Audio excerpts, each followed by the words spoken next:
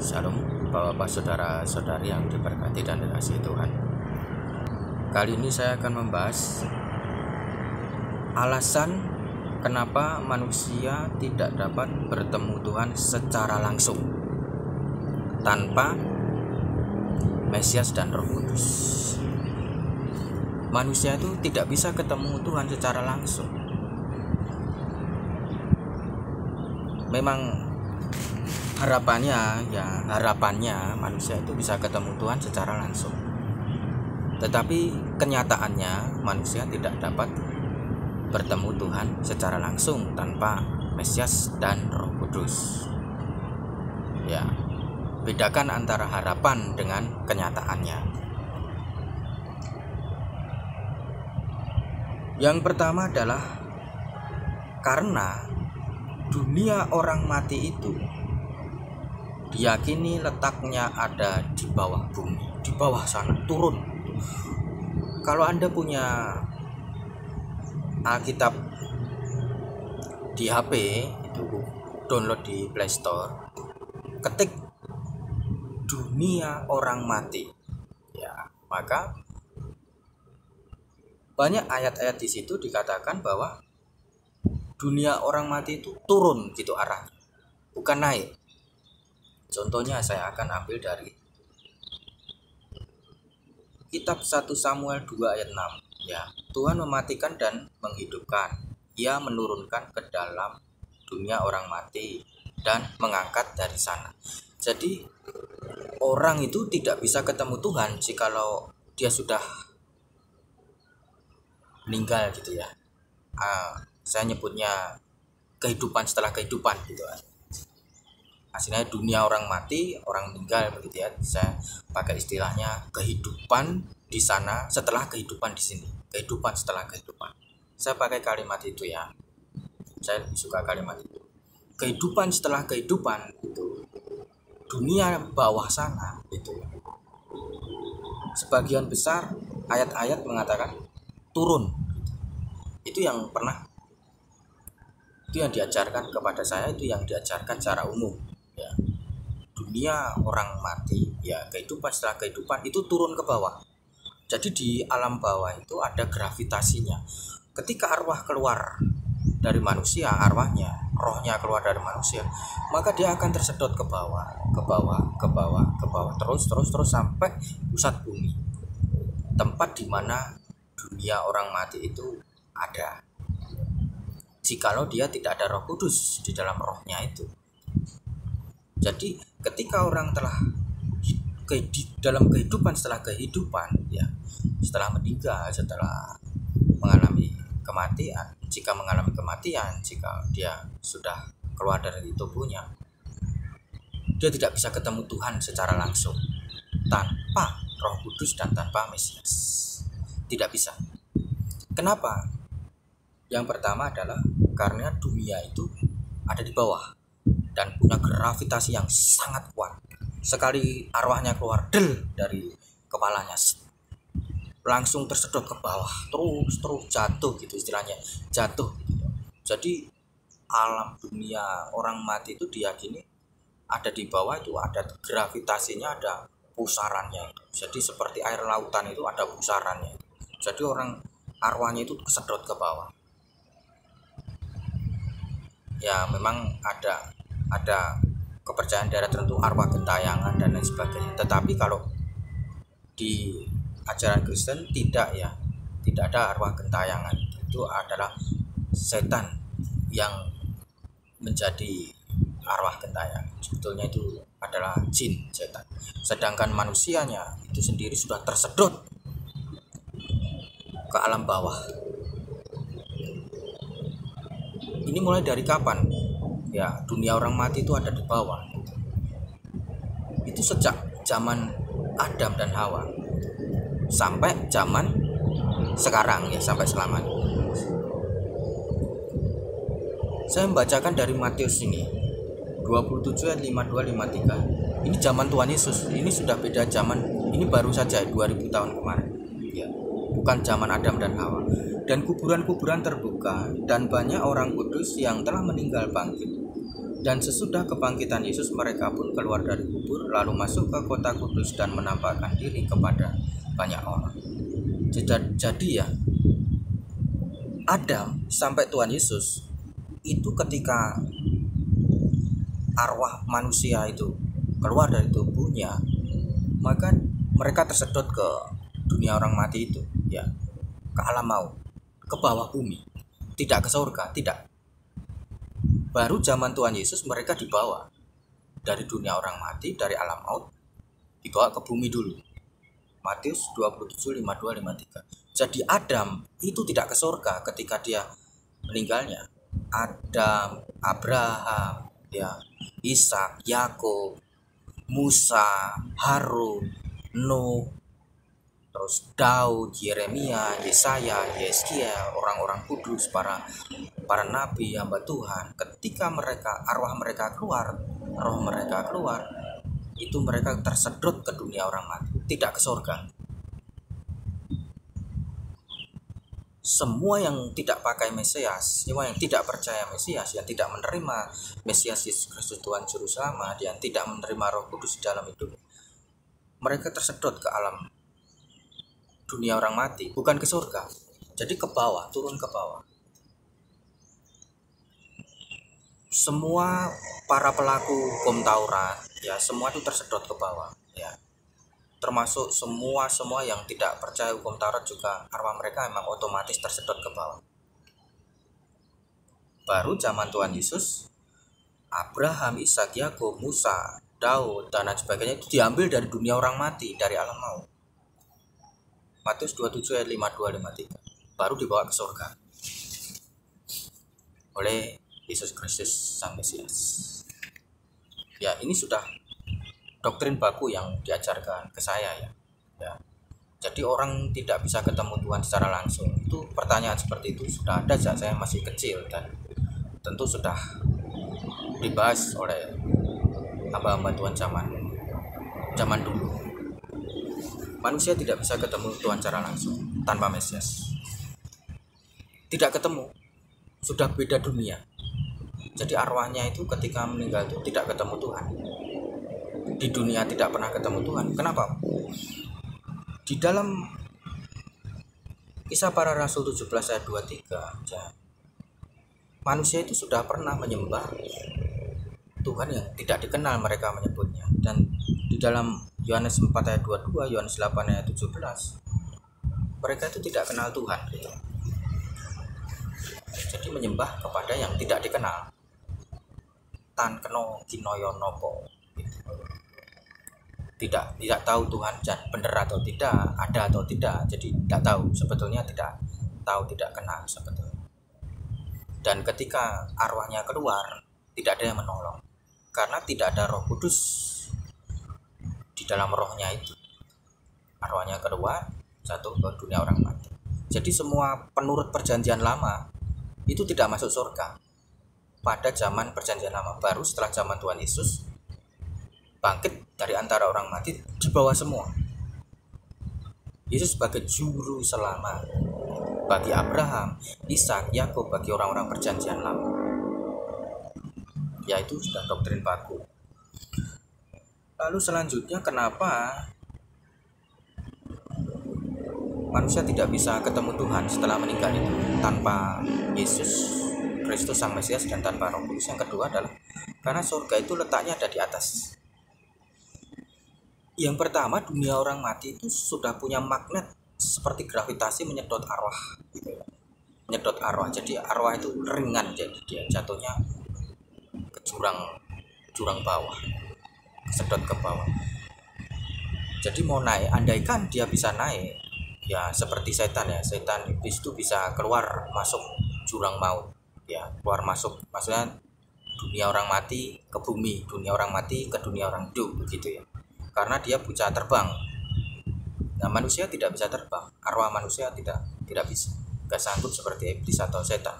Tapi seandainya bisa lah, ini hanya berkhayal, arwahnya itu bisa keluar dari tubuhnya, itu setelah keluar kesedot, ya, lalu dia merangkak naik, dia bikin alat teknologi, bikin pesawat, bisa terbang ke bumi, oke, sampai gentayangan di alam bumi.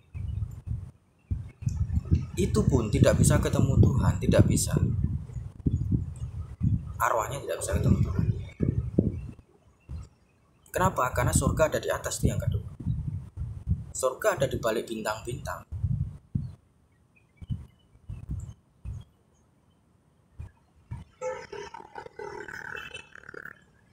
Ya kalau mau ke surga sekarang masih hidup, bikin planet, ya ke planet lain, bikin pesawat luar angkasa yang luar biasa, tembus sampai jauh di balik bintang-bintang, bikin pesawat ke sana, ke surga gitu. Taruhlah bisa gitu. Kenyataannya tidak bisa, itu hanya berkaya. Jadi surga itu ada di atas, manusia tidak bisa ketemu Tuhan secara langsung tanpa Roh Kudus dan Mesias. Kenapa? Karena manusia tidak bisa terbang ke sana, arwahnya juga tidak bisa terbang ke sana. Taruhlah di gentayangan di bumi, ke sana nggak bisa, nggak ketemu, jatuh. Ya, surga itu ada di atas, itu tertulis di 2 Raja-Raja 21. Ya, misalnya nih, menjelang saatnya Tuhan hendak menaikkan Elia ke surga dalam angin badai. Jadi di Alkitab tuh surga itu naik. Beda kalau dunia orang mati turun. Ketik saja sendiri. Itu ada di Alkitab. Gitu caranya. Kalau zaman dulu kan konkordansi gitu pakai. Kalau sekarang nggak usah pakai aplikasi saja sudah bisa. Alkitab itu ketik aja. Surga gitu. Atau dunia orang mati turun, banyak kalimat. Bapak Ibu saudara-saudari yang diberkati dan dikasih Tuhan, kecuali Henok dan Elia, orang-orang di perjanjian lama semuanya turun ke dunia orang mati, turun ke dalam, turun ke bawah, kecuali Elia dan Henok ya. Itu tertulis di Alkitab, sudah doktrin baku. Amsal 30 ayat 4, siapakah yang telah naik ke surga lalu turun? Surga itu naik, bisa naik enggak gitu. Kalau bisa ketemu Tuhan langsung dengan kekuatannya sendiri, dengan akalnya sendiri, dengan tenaganya sendiri, bisa terbang ke sana naik. Kenyataannya tidak bisa. Itu sudah doktrin baku. Manusia tidak bisa ketemu Tuhan langsung tanpa Roh Kudus, tanpa Mesias. Ya contohnya tangga Yakub naik gitu. Ya, naik gitu, ada tangganya. Ya, tangga itu dijaga. Ya, Yakub kan sendiri tidak naik. Dia lihat tangga itu gitu. Tapi Yakub itu tidak naik. Yakub tuh ketika meninggal turun ke dunia orang mati, baru diambil setelah zaman Tuhan Yesus bangkit. Jadi dia tinggal di dunia orang mati sekian ratus tahun. Abraham, Musa tinggal di dunia orang mati, dunia bawah itu sekian ratus tahun sampai nunggu kedatangan Mesias, Yesus Kristus Sang Mesias. Tidak bisa. Ya. Surga itu di atas. Nah, baru selanjutnya pintu gerbang surga itu dijaga malaikat. Ya, saya akan bacakan dari Kejadian. Gak bisa naik, taruhlah bisa sampai di surga di pinggirannya. Sampai di sana tidak dapat masuk. Ya, saya bacakan. Kejadian 3 sampai 24. Oleh sebab itu Yahweh Elohim memerintahkannya keluar dari Taman Eden supaya mengolah tanah yang darinya dia diambil, dan Tuhan mengusir manusia itu keluar, dan Tuhan menempatkan kerub-kerub di sebelah timur Taman Eden dengan pedang yang menyala-nyala dan menyambar-nyambar untuk menjaga jalan ke pohon kehidupan itu. Bapak Ibu saudara-saudari yang diberkati dan dikasihi Tuhan, jadi manusia itu memang sudah diusir dari surga gitu ceritanya. Adam, Hawa sampai zaman Tuhan Yesus, sampai sekarang, sampai selamanya memang sudah diusir dari surga, diusir gitu bahasanya itu. Jadi manusia tidak bisa ketemu Tuhan secara langsung gitu. Kalau Tuhan itu tidak mengambil dia, kalau tidak Mesias yang mengambil dia, kalau tidak kuasa Roh Kudus yang mengambil dia, manusia itu sudah diusir kok, tidak boleh masuk lagi. Dan di depan gerbang Taman Eden itu ya, itu ada malaikat yang menjaga. Taruhlah manusianya kuat sekali, sudah keluar dari tubuhnya, badannya kesedot ke dunia bawah, dunia orang mati, Dia merangkak naik pakai alat teknologi, dan naik sampai di atas. Sampai di atas dia bisa terbang. Ini berkhayal saja. Kenyataannya itu tidak ada, tidak bisa, tidak mampu. Kenyataan tidak ada seperti itu. Tapi sampai di atas di pintu gerbang surga itu ada malaikat jaga. Perang lah, lalu perang dengan malaikat itu mau masuk surga begitu. Dia bisa bawa pedang, ya.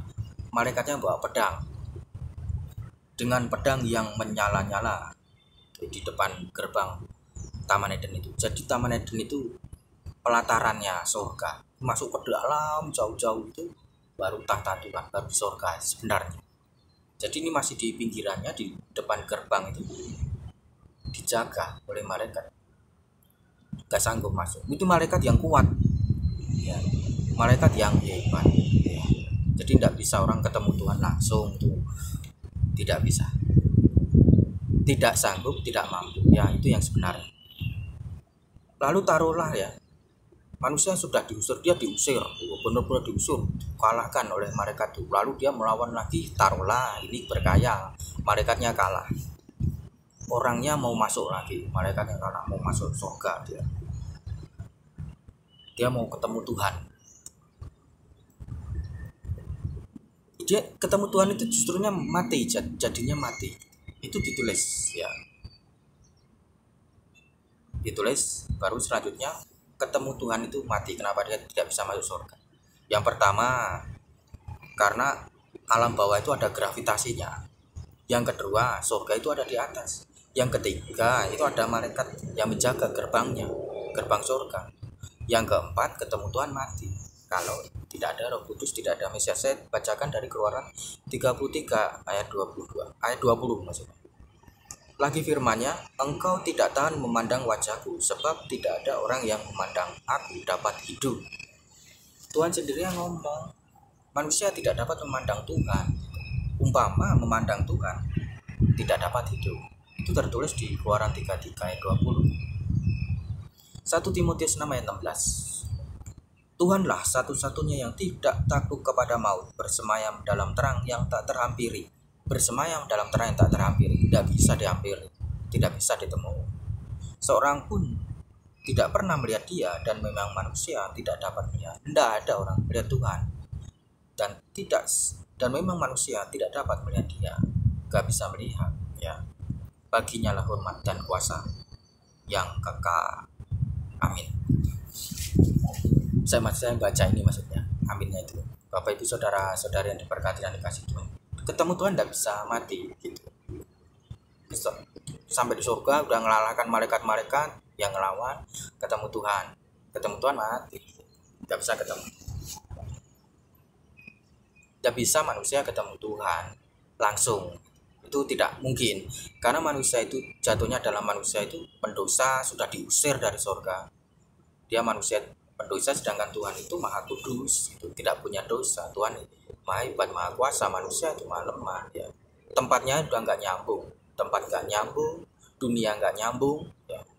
Dunianya nggak nyambung, ya. Jadinya manusia itu tidak bisa ketemu Tuhan. Lalu kenapa orang yang mengasihi Tuhan Yesus, orang yang percaya Tuhan, itu bisa, ya, orang Kristen itu bisa ketemu Tuhan? Kenapa? Karena ada Roh Kudus di dalam diri orang yang percaya pada Tuhan Yesus Kristus. Ada Roh Kudus. Orang yang percaya pada Mesias ada Roh Kudus. Itu saya bacakan 2 Korintus 1 ayat 22.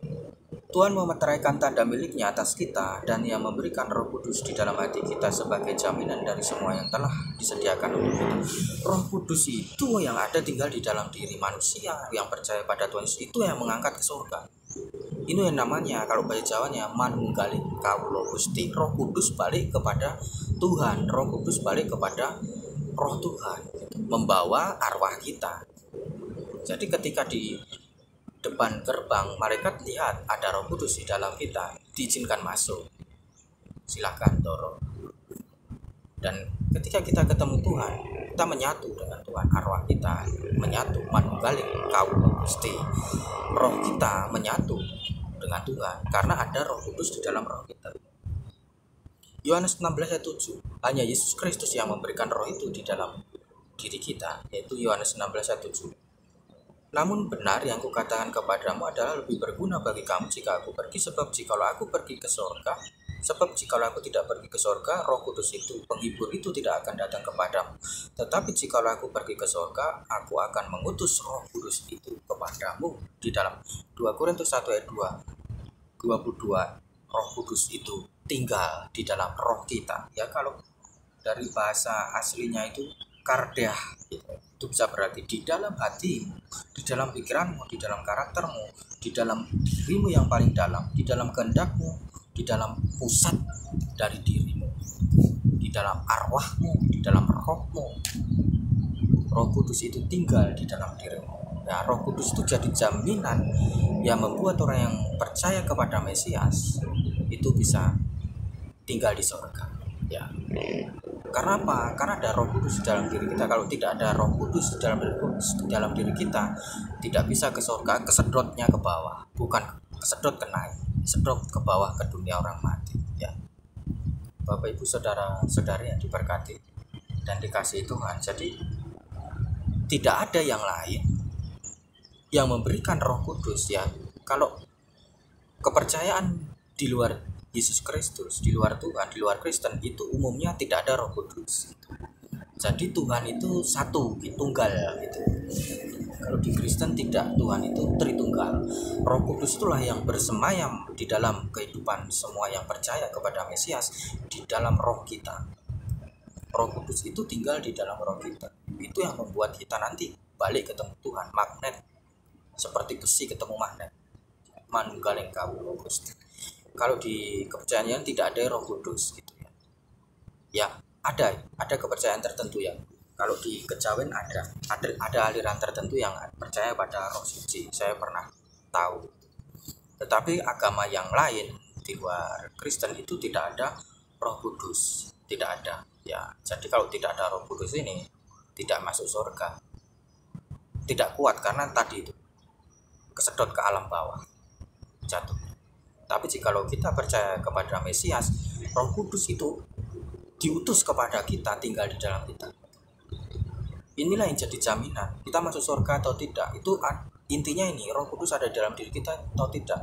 Hanya Yesus Kristus Mesias yang memberikan Roh Kudus itu. Itu yang nanti membuat kita kesedot ke surga itu. Ya, yang membuat kita terbang ke surga, di gerbangnya diterima malaikat, menyatu, kemudian masuk ke surga, menyatu dengan Tuhan. Demikian ya kira-kira. Terima kasih. Tuhan Yesus memberkati. Semoga jelas.